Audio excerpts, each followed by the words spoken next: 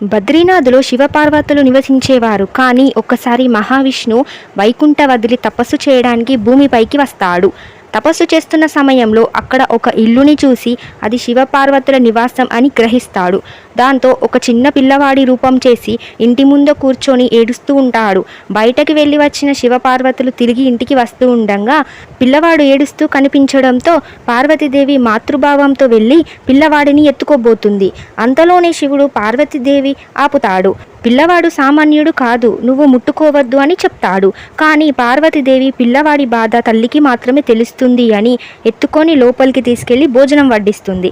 తల్లిలా నిద్రపుచ్చుతుంది. కానీ మరుసటి రోజు శివపార్వతులు బయటికి వెళ్ళి వచ్చేసరికి ఆ తలుపులు తెరుచుకోవు. అప్పుడు శివుడు పార్వతీదేవితో, మన ఇంటికి వచ్చింది సాక్షాత్తు ఆ మహావిష్ణుమూర్తి, అందుకే నేను నిన్ను ఆ పిల్లవాడిని ముట్టుకోదు అని చెప్పాను. నీ పిల్లవాడు అనుకున్నావు కాబట్టి అందుకే ఈ చోటుని వదిలేద్దాం అని బద్రీనాథ్ని వదిలేసి కేదార్నాథ్కి వెళ్ళిపోయారు. ఈ కథ స్కంద పురాణంలో చెప్పబడింది.